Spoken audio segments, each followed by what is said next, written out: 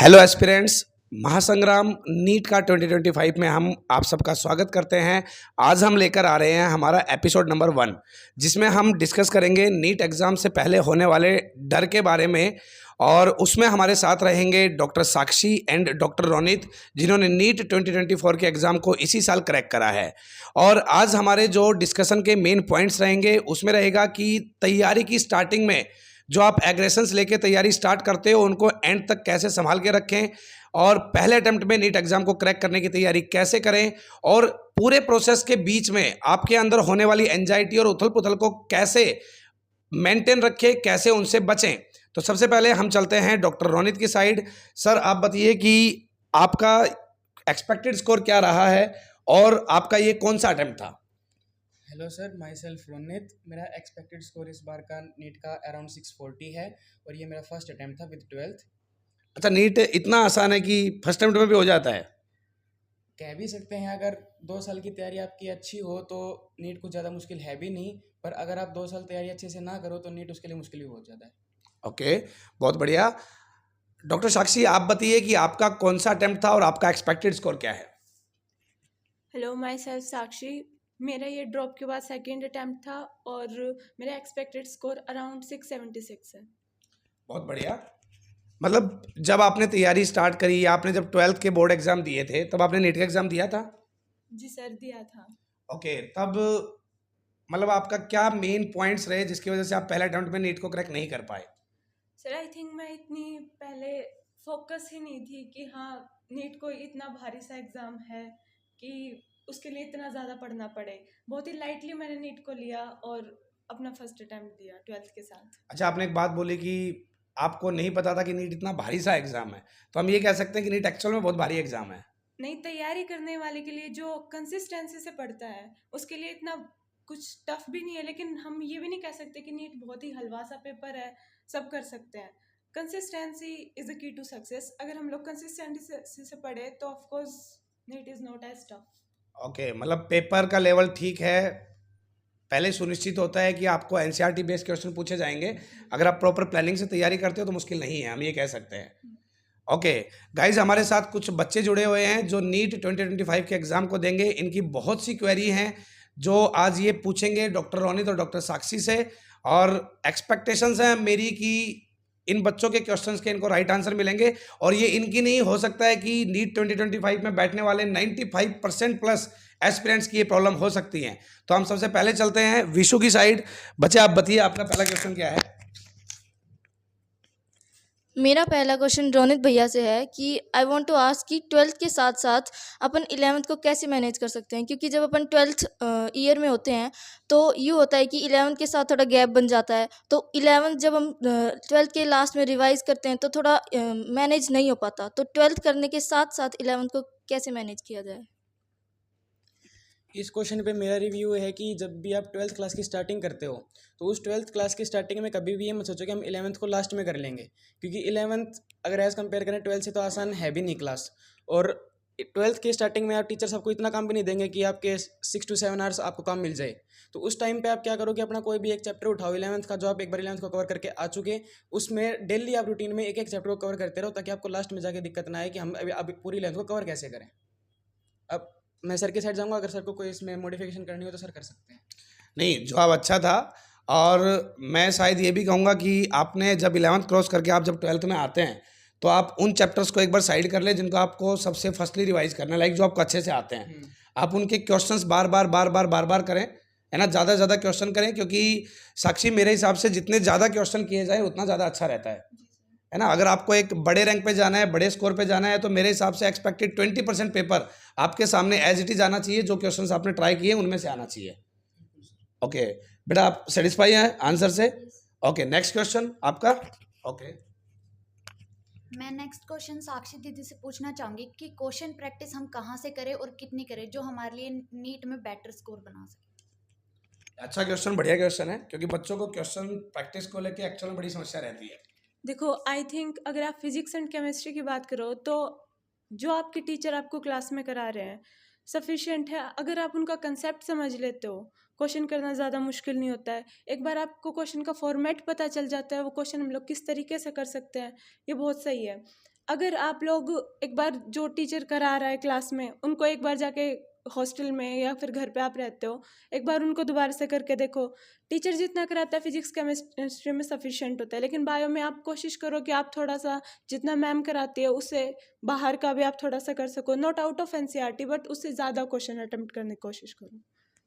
Okay, मतलब जितना मैंने देखा कि सबसे पहले ना क्वेश्चंस पे जाने से पहले जो साक्षी ने बोला कि अप्रोच आपको आनी चाहिए, तो लेक्चर्स मस्ट है, वेरी इंपॉर्टेंट है, उनको तो मिस करें ही ना, और अप्रोच को अच्छे से समझे और फिर क्वेश्चंस पे जाएं, है ना, और जितने ज़्यादा क्वेश्चन लगाओगे उतना ज़्यादा अच्छा है।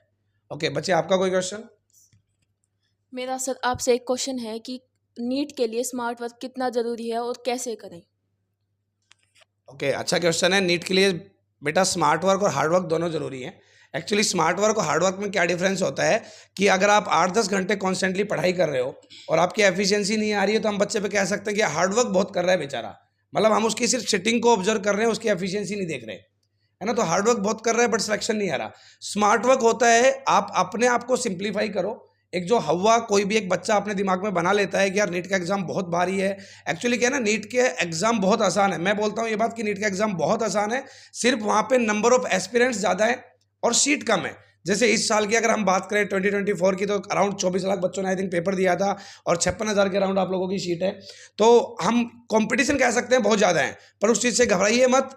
आपके जो आधे एस्पिरेंट है उनको मैं फेक बोलूँगा, वो सिर्फ नंबर हैं, उनकी उस पोटेंशियल तक तैयारी नहीं होती है। तो स्मार्ट वर्क का मतलब है कि आप अपने आप को सिंप्लीफाई करें, अपने माइंड पे एक बोझ ना बनाएं, 6 से 7 घंटे की वो पढ़ाई करें जो आपको एफिशिएंसी निकाल के दे। ठीक है बेटा? ओके, नेक्स्ट क्वेश्चन आपका।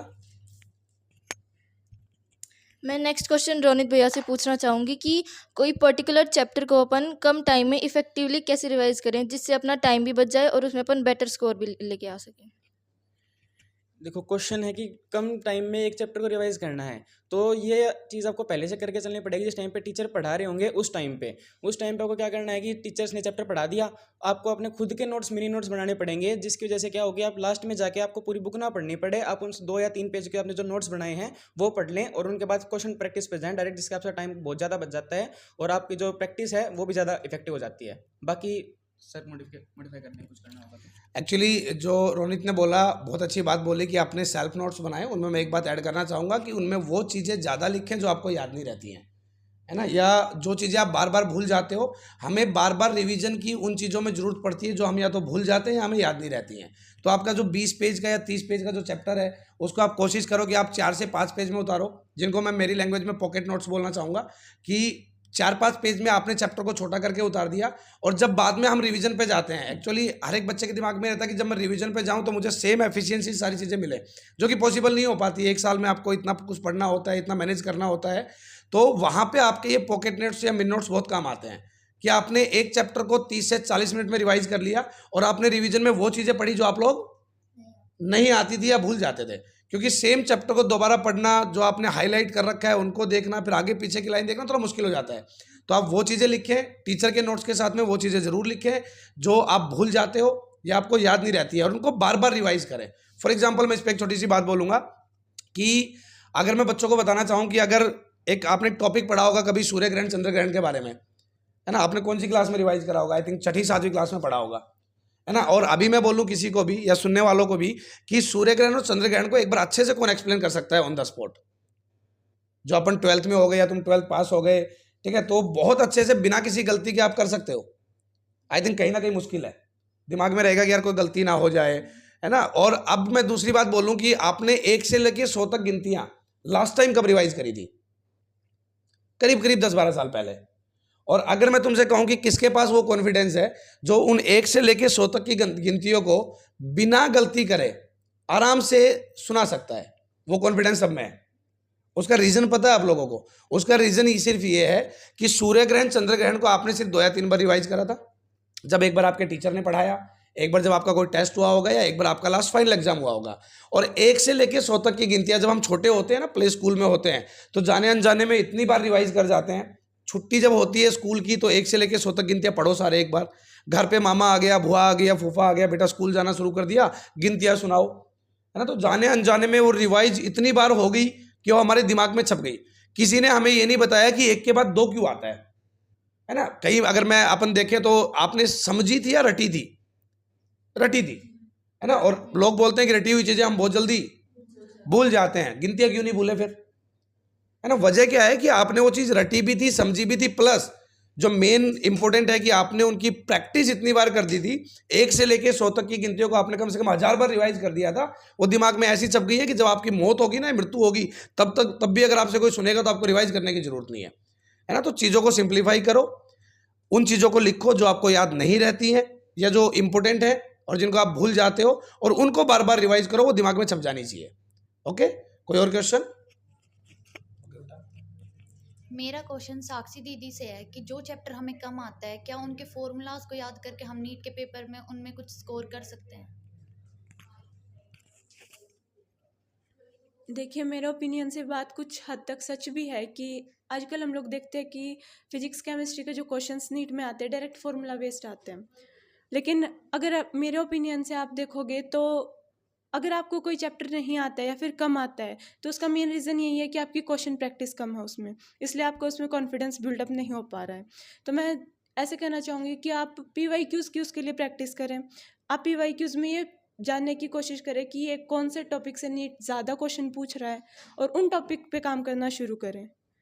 इससे आपका कुछ ना कुछ तो हेल्प होगा। ज़्यादा चांसेस हैं कि वही क्वेश्चन आ जाए, उसी फॉर्मेट का क्वेश्चन आ जाए, तो चांसेस है कि आप उसमें स्कोर कर सकते हो।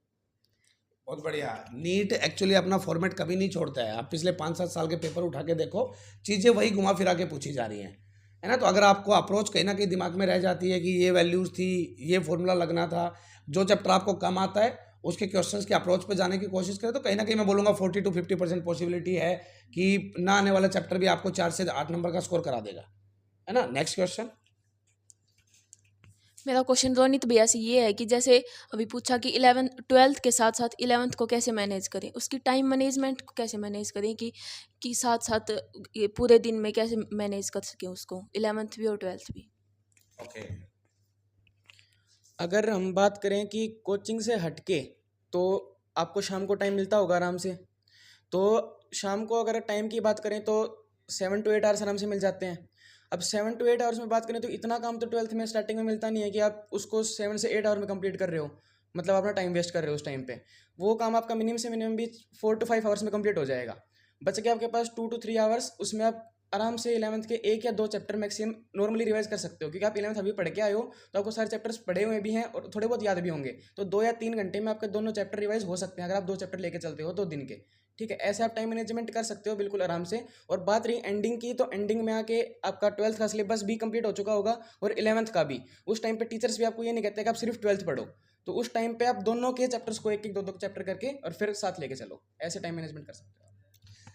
सिंपली हम कह सकते हैं कि कम टाइम में ज़्यादा एफिशिएंसी निकालने की कोशिश करो, है ना। कई बार क्या होता है कि आप बैठते तो 8-8 10-10 घंटे हो, लेकिन ट्रूथ इज कि मेंटली आप ब्लैंक चल रहे हो, है ना। अगर मैं मेरे लैंग्वेज में बोलूँ तो बीच में आपकी फिल्म कट रही है ना। आधे घंटे पढ़े, 1 घंटे पढ़े, फिर 15-20 मिनट के लिए ब्लैंक हो गए।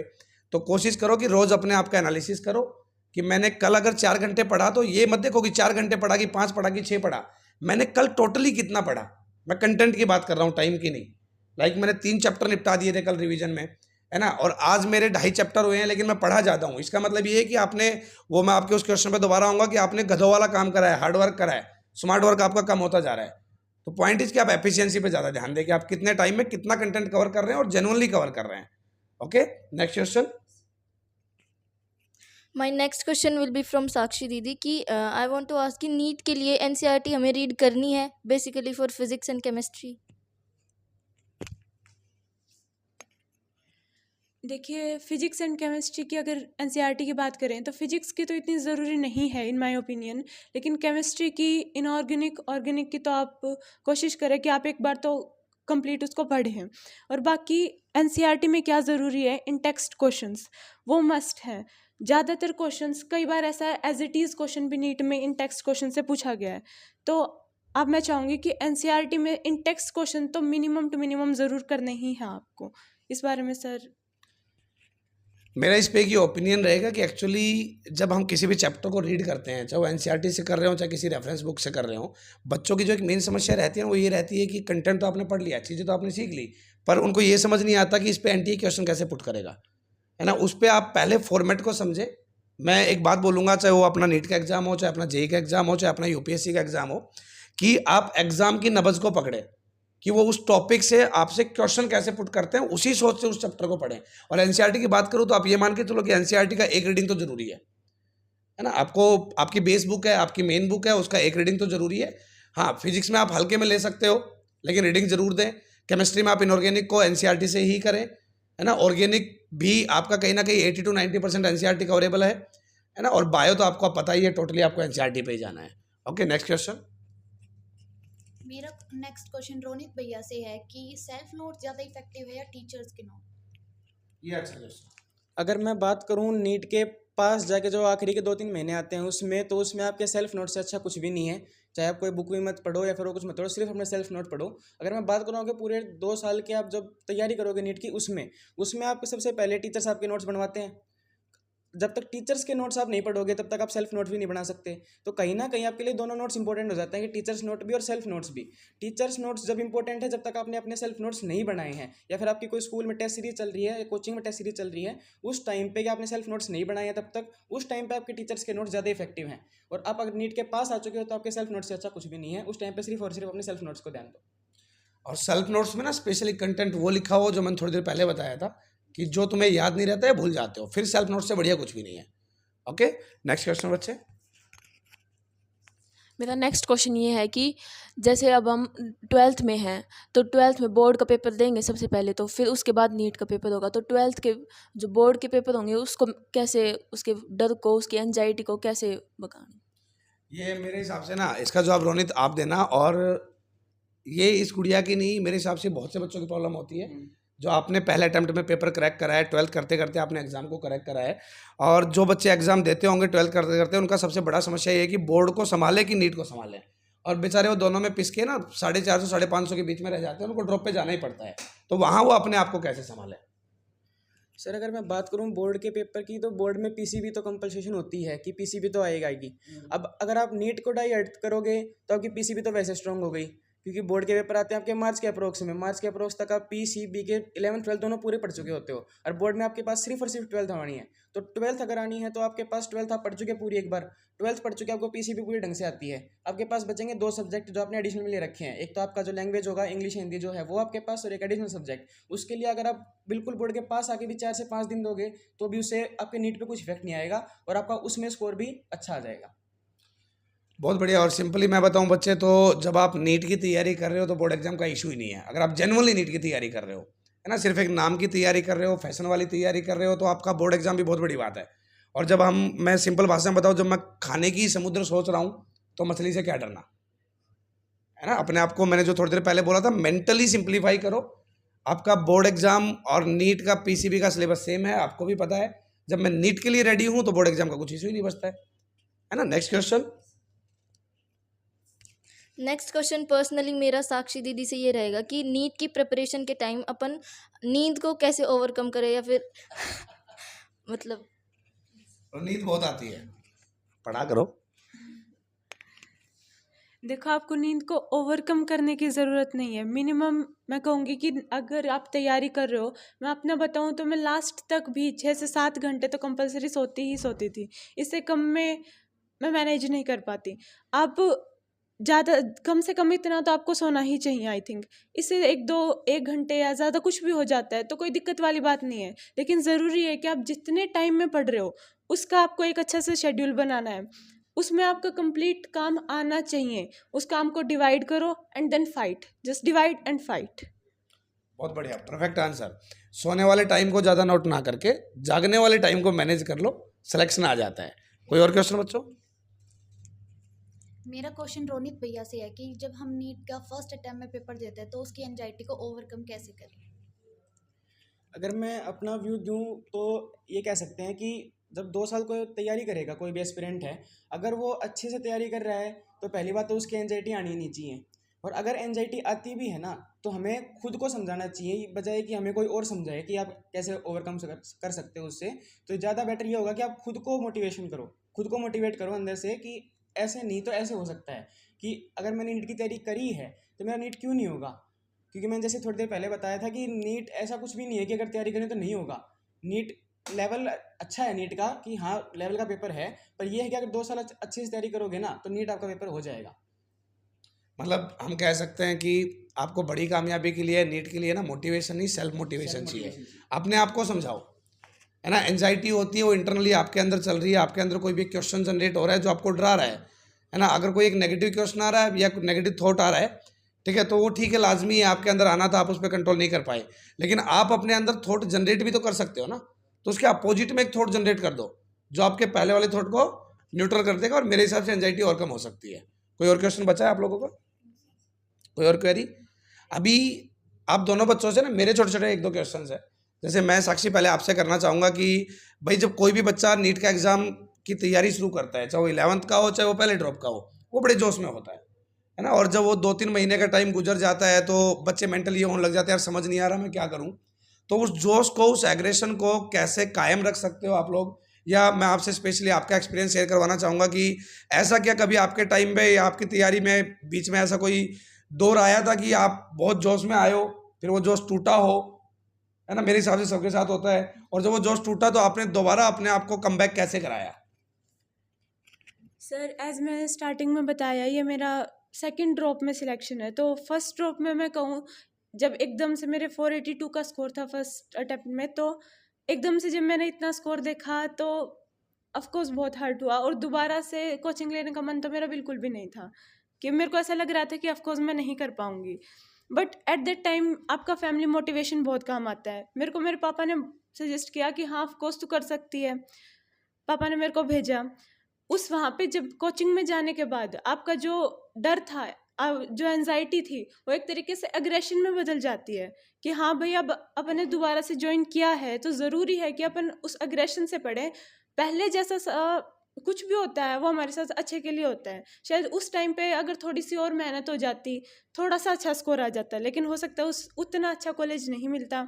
अब अपन प्रैक्टिस करेंगे, अपने को दिल्ली वाला कॉलेज अलॉट हो, उसके लिए ये अंदर से सेल्फ मोटिवेशन की ज़रूरत होती है। बीच बीच में होता है आपका एग्रेशन लो डाउन भी जाता है, शुरू के 1-2 महीने में बहुत ज़्यादा होता है, अच्छा स्कोर चल रहा होता है, बीच में डाउन भी जाता है।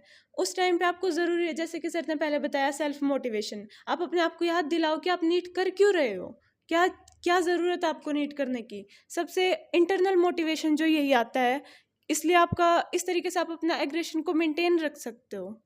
सो इस चीज़ पे सर का कोई कमेंट? बहुत बढ़िया। और ज़्यादा वो कुछ रहेगा नहीं कि जो एग्रेशन आते हैं, जो जोश है, मैं सिंपली अपने लैंग्वेज में बताऊं कि जो चिंगारी हम लगा के तैयारी स्टार्ट करते हैं, अपने दिल में एक आग जला के तैयारी स्टार्ट करते हैं, वो बुझनी नहीं चाहिए। और उसका सबसे बढ़िया तरीका है रोज़ अपने आप को याद दिलाओ, है ना। वो अपना सपना, वो अपने पेरेंट्स का सपना कि मैंने ये स्टार्ट क्यों करा था। अगर कहीं पे भी आपका क्विट करने का मन करे या तैयारी छोड़ने का मन करे तो एक क्वेश्चन आप खुद से ज़रूर पूछो कि आपने तैयारी शुरू क्यों करी थी, है ना। और मैं एक बात बोलूँगा कि हर किसी का जो पोटेंशियल है ना वो बहुत अच्छा होता है। वो एक अलग बात है कि आप उस पोटेंशियल का कितना % हिस्सा यूज़ करते हो, है ना। तो जब भी कंफ्यूज हो जाओ, जब भी डिमोटिवेट हो, तो एक बार अपनी आंखें बंद करके कि मैं क्या हूँ, मैं क्या कर रहा हूँ और मैं क्या कर सकता हूँ, ये 3 क्वेश्चन अपने आप से जरूर पूछें और खुद इन तीनों क्वेश्चनों के आंसर दें। मैं गारंटी देता हूँ कि इनमें आपको डिफरेंस बहुत मिलेगा। आप जो कर रहे हो और आप जो कर सकते हो उसमें आपको बहुत ज़्यादा डिफरेंस मिलेगा, है ना। वो डिफरेंस आपको रिमोटिवेट करेगा। ओके। अब रोनित, मैं एक क्वेश्चन आपसे पुट करना चाहूँगा कि जैसे जब तैयारी या प्रोसेस में, मेरे हिसाब से, मैं अपने अनुभव से बोल रहा हूँ, बच्चा जब जाता है तो एक एंजाइटी, उथल पुथल तो बहुत होती होगी, है ना। तो आपका कुछ अपने ऐसे लम्हे बताइए जहाँ पे आपको लगा हो कि सिलेक्शन नहीं आएगा, आप डरे हो, या फिर आपने जब डर गए या आपको लगा कि सिलेक्शन नहीं आएगा तो आप रिमोटिवेट कैसे हुए, आपने अपने आप को कैसे संभाला था? अगर सर मैं सबसे पहले बात करूँ रीमोटिवेशन की, तो उसमें मेरी हेल्प की मेरे पेरेंट्स ने और मेरे टीचर्स ने। कि जब भी मैं डीमोटिवेट हुआ तो मैंने उनसे कांटेक्ट किया, उनने मेरी हेल्प की, कि उनने मुझे याद दिलाया कि आप हो किस लिए, इस फील्ड में आप आए किस चीज़ के लिए हो। तो उससे एक चीज़ होती है कि अगर हम वो चीज़ याद करते हैं तो हमें लगता है कि हाँ मैं दोबारा जाना चाहिए उस चीज़ के लिए, हमें दोबारा मोटिवेट होना चाहिए उस चीज़ के लिए। और अगर बात करें लम्हे की कि कब ऐसा हुआ कि मुझे लगा कि मेरा नीट नहीं हो पाएगा, वो कई बार होता है टेस्ट सीरीज़ के अंदर की टेस्ट सीरीज़ में स्कोर ज़्यादा डाउन हो जाता है, इस वजह से हमें लगता है कि हमारा बिल्कुल भी नहीं हो पाएगा नीट इस साल। मैं अपना एग्जांपल दूं तो मेरा जनवरी के लगभग टेस्ट सीरीज चल रही थी, उस टाइम पे मेरा स्कोर एक बार 400 तक भी चला गया था। तो 400 पे जाने के बाद मैंने सोचा था कि मेरा नीट इस साल तो बिल्कुल भी पॉसिबल नहीं है कि नीट हो भी जाएगा, क्योंकि 400 अगर वो भी 3 महीने पहले स्कोर आ रहा है तो मतलब है कि नहीं हो पाएगा इस साल नीट। फिर उसके बाद मैंने अपने पेरेंट्स से कॉन्टैक्ट किया, टीचर से कॉन्टैक्ट किया, उनने भी मुझे समझाया कि कैसे हम कर सकते हैं, कि हम इस फील्ड में है किस लिए। तो ये चीज़ें काफ़ी इफेक्ट डालती हैं कि आपके पेरेंट्स और टीचर्स की आपके लिए सपोर्ट कैसी है। बिल्कुल, बहुत बढ़िया। मतलब हम ये कह सकते हैं कि अपने पेरेंट्स पे, अपने टीचर्स पे और अपने आप पे भरोसा रखें। एग्ज़ाम ज़्यादा मुश्किल है नहीं, और जो तैयारी में आपको जो प्रॉब्लम्स आती है, मैं एक बात बोलूँगा कि 95% प्लस एस्पिरेंट्स के लिए वो प्रॉब्लम सेम है। जीतेगा वो जो जल्दी से जल्दी अपनी प्रॉब्लम को ओवरकम करेगा, अपने एंजाइटी से जीतेगा, तब वो एग्ज़ाम को जीत पाएगा, है ना। तो धन्यवाद आप सब बच्चों का। और अगर आपका भी कोई क्वेश्चन हो तो आप हमसे पूछ सकते हैं। और एपिसोड नंबर 2 में हम आपके साथ जुड़ेंगे फिजिक्स के डर को लेके, कि फिजिक्स में नंबर कैसे गेन करें और फिजिक्स के डर को कैसे ख़त्म करें। धन्यवाद।